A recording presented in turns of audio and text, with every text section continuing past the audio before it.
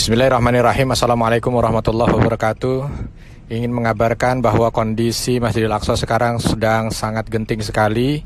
Mohon doa dari semua sahabat, laporan dari para pejuang yang sedang ada di garis depan. Saat ini masjid sudah porak-poranda. Tentara Israel sudah penjajah masuk ke dalam dan sudah berani dengan beberapa bom-bom yang akhirnya merusak bahagian-bahagian masjid yang ada di sana, dan asap sudah membumbung tinggi terlihat dari luar masjid.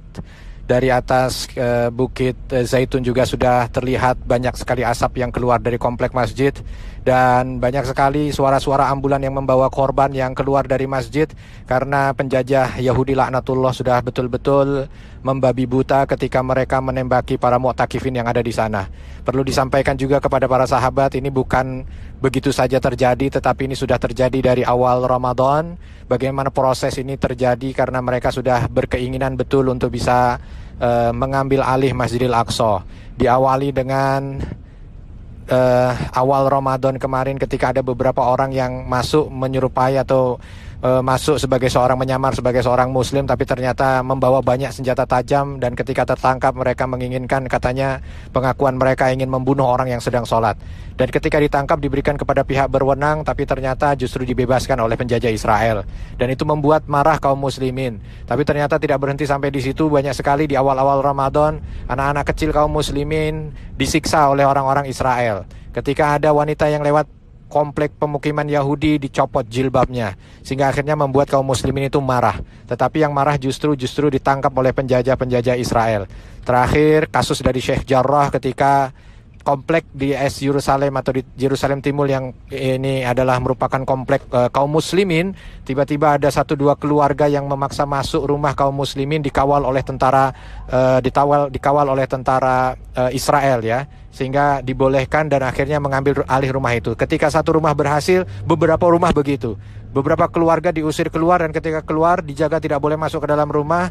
Lalu ada keluarga dari Israel Yahudi yang dikawal oleh tentara dan akhirnya memasuki rumah, yang akhirnya menimbulkan perlawanan dari sahabat-sahabat kita. Dan ini letaknya tidak jauh dari Masjidil Aqsa. Dan terakhir bagaimana mereka di tanggal 28 Ramadan ini, para rabi mereka, pimpinan-pimpinan pendeta mereka sudah memang dari awal mereka menjadikan tanggal ini sebagai tanggal di mana mereka akan merebut Masjidil Aqsa. Bahkan pimpinan rabi mereka menulis dalam poster-poster yang mereka sebarkan, dalam pamflet yang mereka sebarkan, mereka mengatakan kalau tidak hari ini, maka Tuhan tidak akan memberikan kesempatan pada kita untuk mengambil Masjidil Aqsa. Maka mereka sudah bersiap diri. Bahkan beberapa foto yang terjadi yang sampai ke kita dari laporan kaum muslimin yang ada di sana, bahwa kaum muslimin yang datang mendekat ke Masjidil Aqsa maka akan diputarbalikkan oleh tentara Israel, sedangkan puluhan bis dari ekstremis Yahudi dengan mudah untuk masuk ke Baitul Maqdis. Bahkan di antara mereka sudah memamerkan senjata-senjata api mereka, bahkan mereka berpelukan dengan para tentara dan mengatakan inilah saatnya, inilah saatnya. Yang perlu untuk dikhawatirkan bahwa kita perlu tahu cara Yahudi dalam mengambil tempat-tempat suci yang ada di Palestina. Modelnya persis seperti ini Bapak Ibu. Kalau kita tidak waspada dan tidak bergerak, maka akan terjadi hal yang sama seperti Masjid Ibrahim di Khalil dan seperti Masjid Nabi Daud yang ada di Yerusalem. Kenapa? Karena mereka akan mengambil kesempatan di mana kaum muslimin tidak banyak yang peduli, dan ini saat ini adalah momennya menurut mereka karena semua pada sibuk dengan pandemi.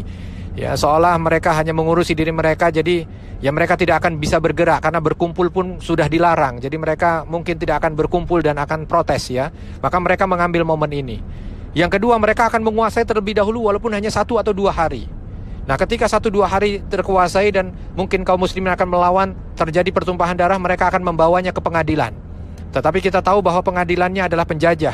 Maka apa yang terjadi di Masjid Hebron akan terjadi, bahwa keputusannya adalah dibagi 2 masjid itu supaya tidak terjadi pertumpahan darah. Dan harus dipatuhi oleh semua pihak. Hati-hati kalau ini terjadi. Nauzubillah min dzalik, maka kita sudah kalah. Dan tidak lama dari itu mereka akan menguasai secara keseluruhan seperti Masjid Nabi Daud. Ini yang harus semua kita melek, bahwa ini bukan waktu yang ini sangat darurat dan sangat krusial sekali. Mudah-mudahan sahabat kita di sana diberikan kekuatan.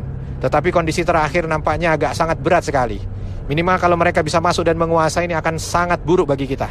Jangan sampai pekan depan setelah Syawal kita merayakan hari raya, ternyata ada pengumuman bahwa Masjidil Aqsa dibagi 2. Kalau itu, maka bersiaplah sahabat sekalian untuk bisa memberikan yang terbaik dari apa yang kita miliki di dunia ini untuk Masjidil Aqsa. Sekian, mudah-mudahan ini memberikan sedikit gambaran dan terus membuat sahabat-sahabat melakukan hal yang terbaik. Hal yang terbaik yang bisa kita lakukan adalah doa. Berikan doa kepada sahabat kita yang ada di sana. Sampaikan kepada keluarga-keluarga kita mengenai berita ini. Dan insya Allah mudah-mudahan dengan itu juga Allah Subhanahu wa Ta'ala akan berikan kekuatan pada kita untuk memberikan yang lebih kepada Masjidil Aqsa. Assalamualaikum warahmatullahi wabarakatuh.